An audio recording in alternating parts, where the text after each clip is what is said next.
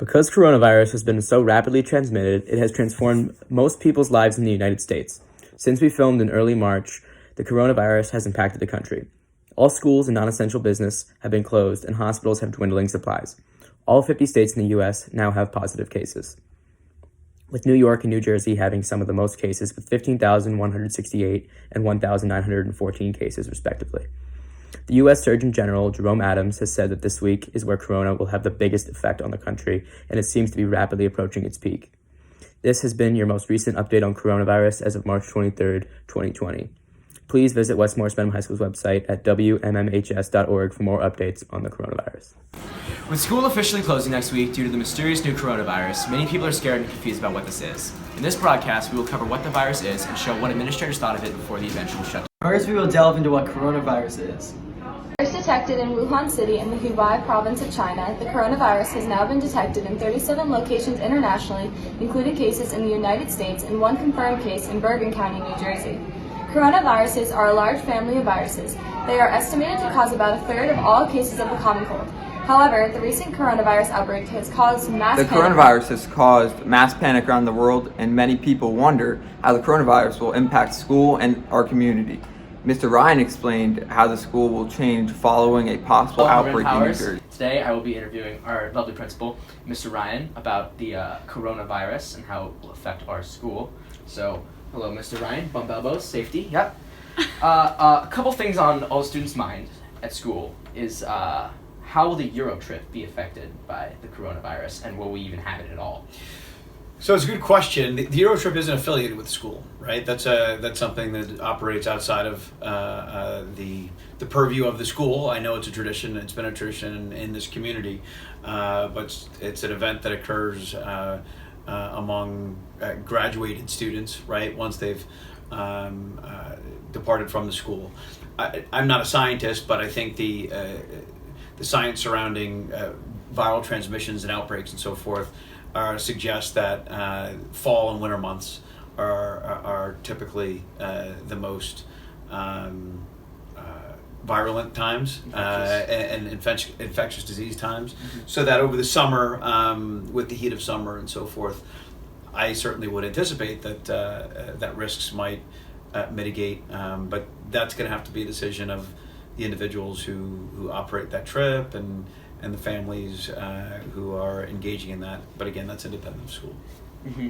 Now, going out of Europe, back to our home, if someone in New Jersey or Mendham in particular, or the county, would be infected with coronavirus, would school be canceled?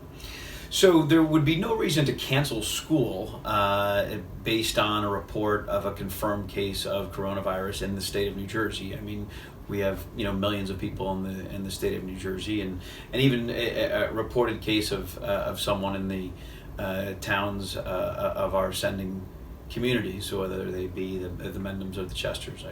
I don't imagine that would be a reason for canceling school. The idea is to get as specific with your information with every individual circumstance as possible, right? So if someone were to have a confirmed case of coronavirus in the Powers household, but it wasn't Ren Powers, then we might ask Ren Powers to remain home for 14 days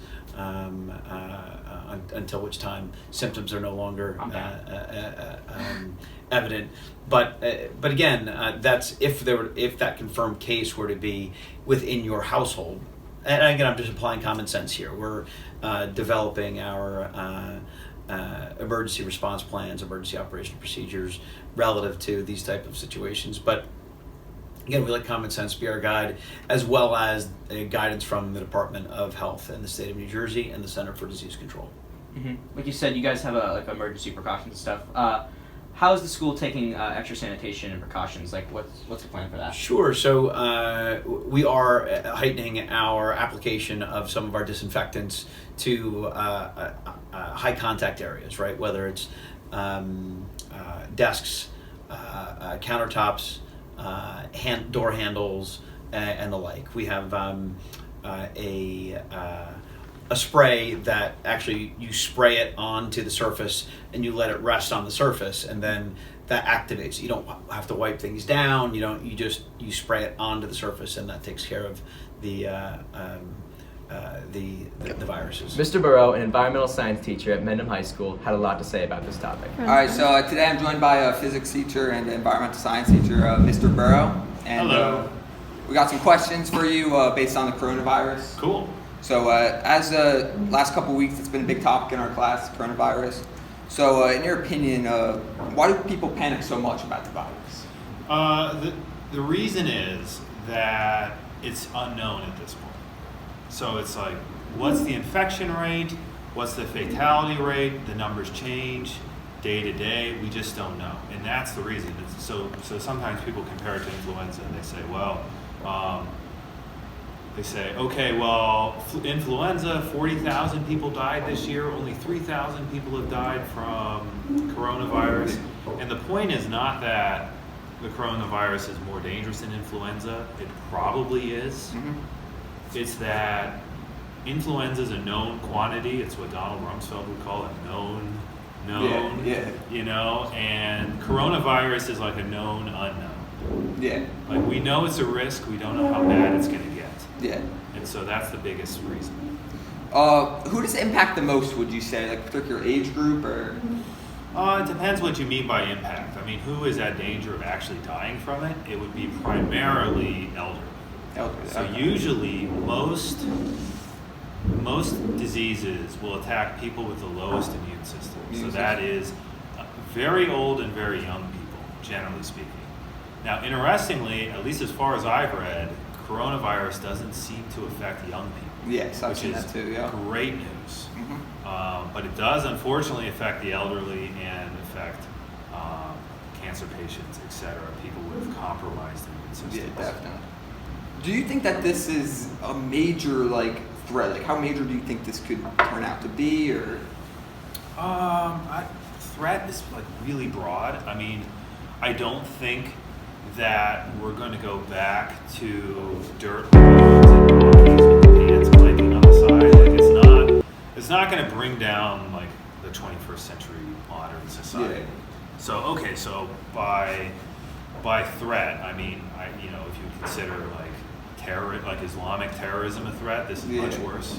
If you consider